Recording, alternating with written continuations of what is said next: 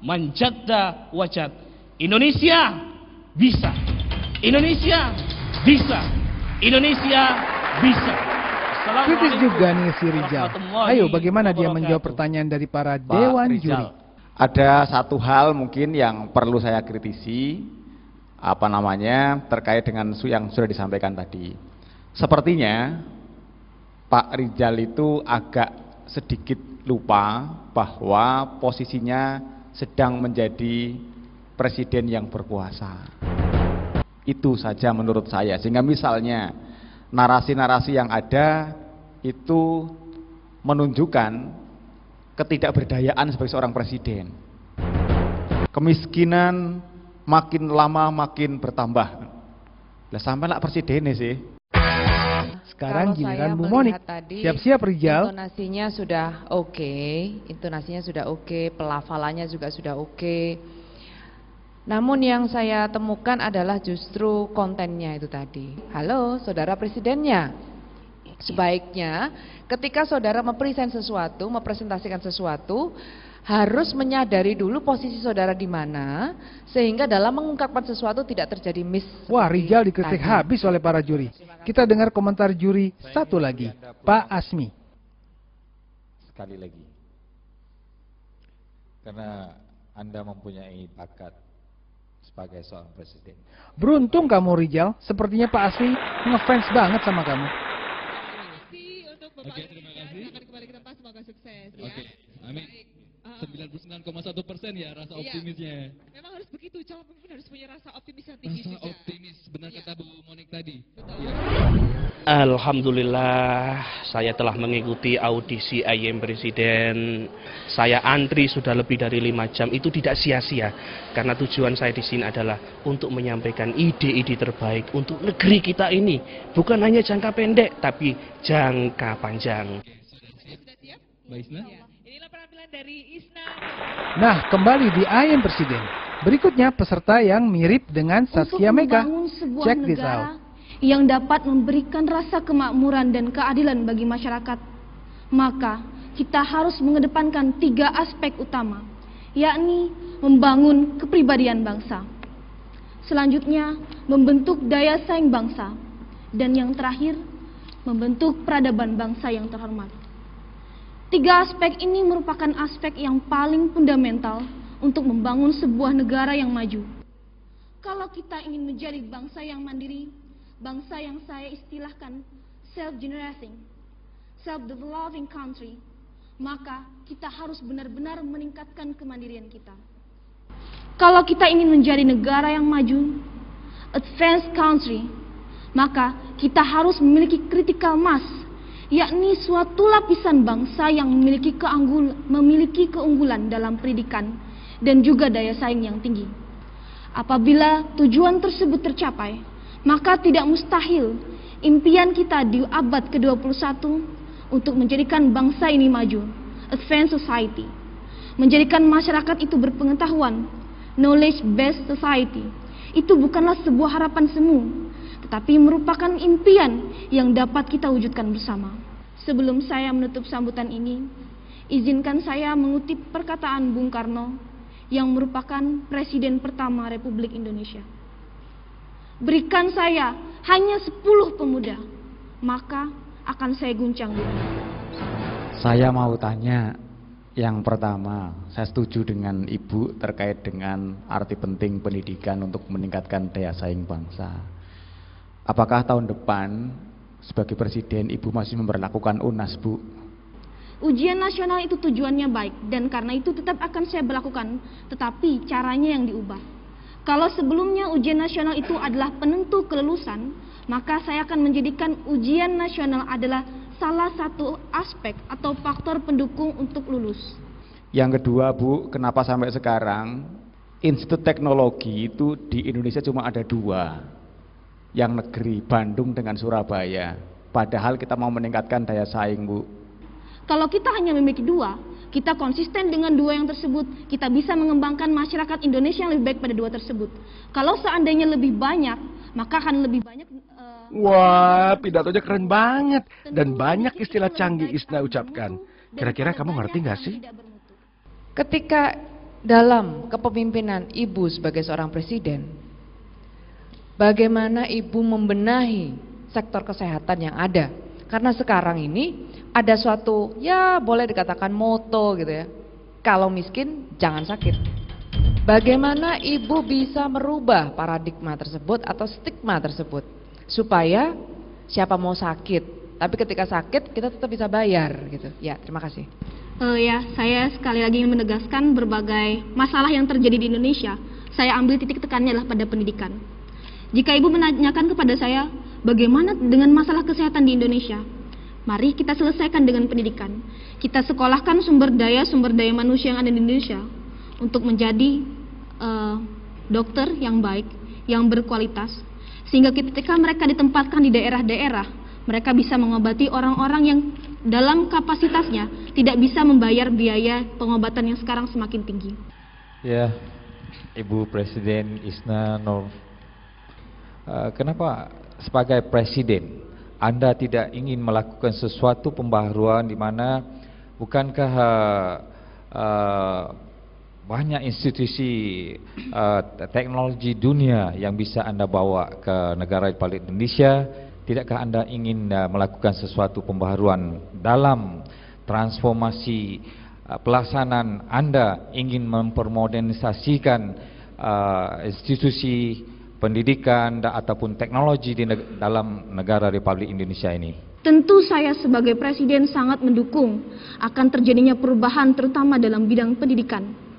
Dan strategi yang akan saya lakukan adalah banyak negara maju di dunia. Indonesia kalau ingin menjadi negara yang maju, maka harus mencontoh negara maju yang lain. Dan itu bisa kita lakukan dengan cara mengirim sumber daya manusia kita yang kita miliki, yang bisa kita sekolahkan ke institut teknologi di luar negeri. Kemudian harus ada MOU, Memorandum of Understanding, bahwa setelah mereka mendapatkan pendidikan di luar negeri, mereka harus mengembangkan kembali di Indonesia untuk menjadikan negara Indonesia yang lebih baik. No komen lah buat Isna, top abis. Iya benar. Semoga sukses untuk Mbak Isna Nur ya. Semoga nanti jadi wakil Surabaya di Jakarta ya. Amin. Iya, silakan terima kasih. kembali ke tempat. Tips-tips dan trik menghilangkan gugup. Ingat lagu Ayu Ting Ting? Asik-asik, asik kenal dirimu. Wah, ada yang goyang ala Ayu Ting Ting nih. Dan ini peserta lainnya. Keren ya. Tetap di I Am Presiden.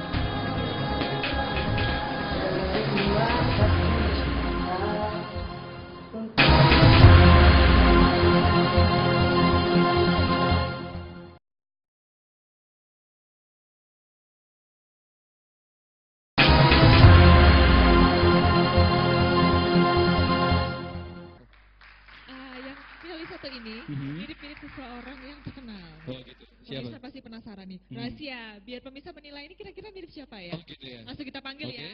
Inilah finalis selanjutnya, Lamema. Doain saya ya. Ya. Ini mirip Obama atau Chris John? Ah, terserah deh. Hari ini saya berdiri di sini sangat bangga dengan rakyatku yang saya cintai. Bahwa semangat kita untuk menggaungkan pemberantasan korupsi adalah sesuatu yang harus kita lakukan.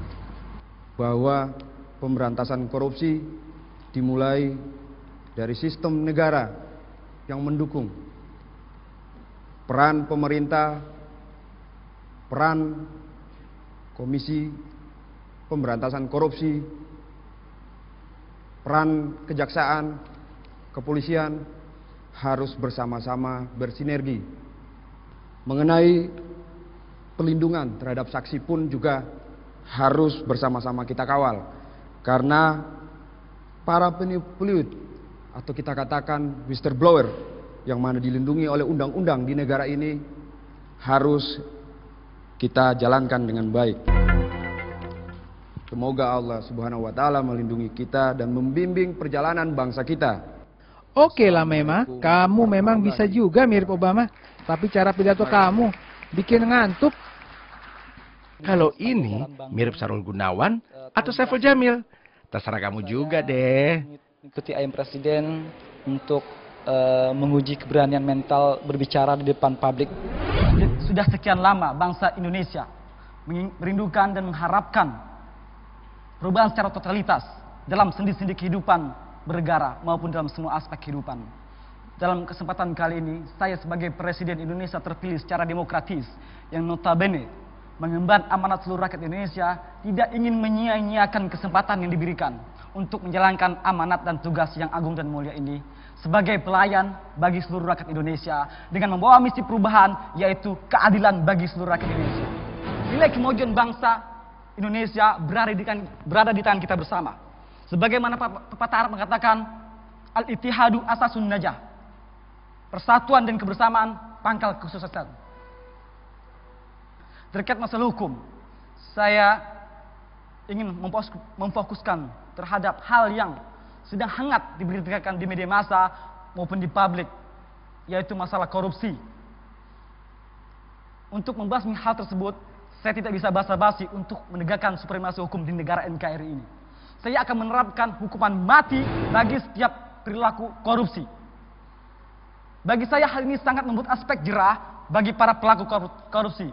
Mengapa demikian? Karena hukuman mati mampu mengamputasi setiap niat jahat yang terbesit dalam setiap otak manusia.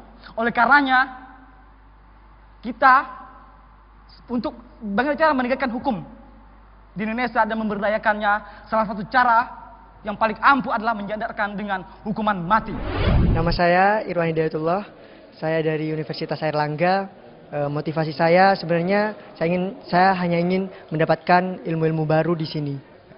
Kalau ini mirip penyanyi anggota boyband. Cuma siapa ya? Ada beberapa hal yang ingin saya sampaikan dalam pidato kenegaraan kali ini, khususnya terkait masalah ekonomi yang dampaknya multisektoral di Indonesia. Kalau kita berbicara tentang masalah ekonomi, tentunya kita tidak akan terlepas dari yang namanya masalah kemiskinan di Indonesia. Berdasarkan data Badan Pusat Statistik Indonesia, jumlah orang miskin kita sebesar sekitar 29,89 juta jiwa. Hal ini tentunya masih sangat miris sekali. Bagaimana tidak, Indonesia yang merupakan negara maritim dengan berbagai sumber kekayaan lautnya, Indonesia yang merupakan negara agraris dengan berbagai komoditas hasil panennya, Indonesia yang sesungguhnya memiliki kekayaan yang sangat berlimpah. Namun sebagian masyarakat kita masih banyak yang harus bekerja keras untuk hanya mendapatkan sesuap nasi. Nah, Ria Resti ternyata mirip Ria Irawan waktu muda ya. Ria Resti.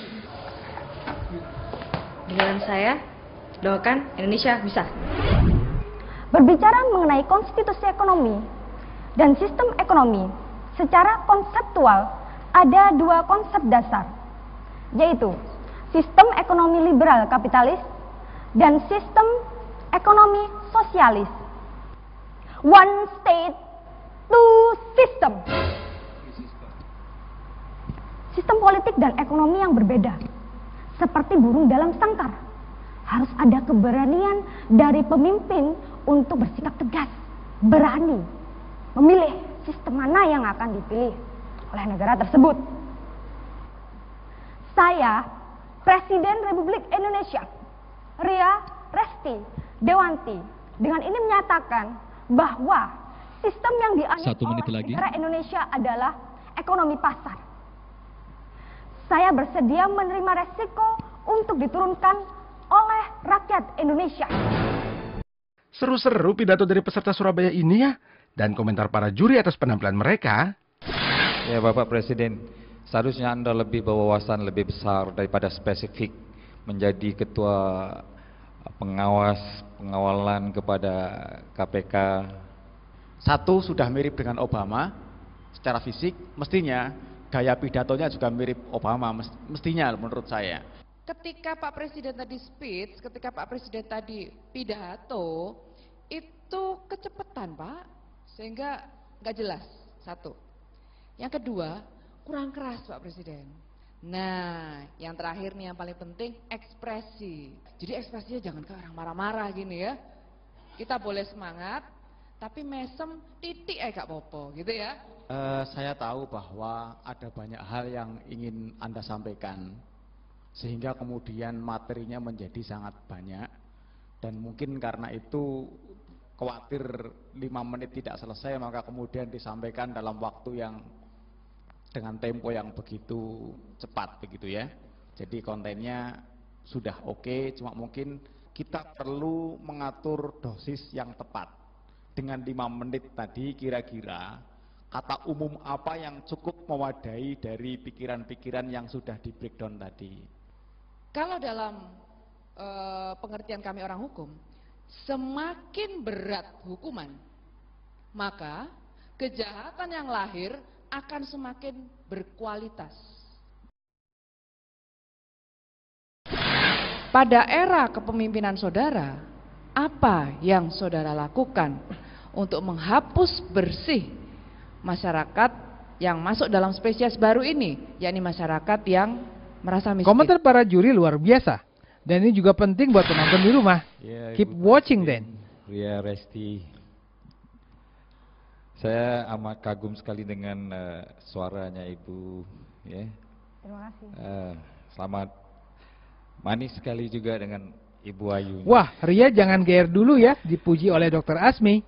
Saya cukup senang ada kandidat perempuan pada siang hari ini. Mungkin langsung tanya saja saya, karena tadi banyak mengulas tentang persoalan yang agak menggunakan bahasa langit, teoritis sekali. Kalau saya akan stressing atau akan merujuk pada gaya pembawaan saudara gitu ya. Yang pertama saya melihat saudara seperti halnya pembawa berita, atau bahkan saudara seperti pembawa sebuah infotainment gitu. Jadi ketika kita pidato, ekspresi, gesture gitu ya, pelafalan itu berbeda. Jadi bukan tatapan sinis, bukan tatapan yang membuat orang itu ngeri,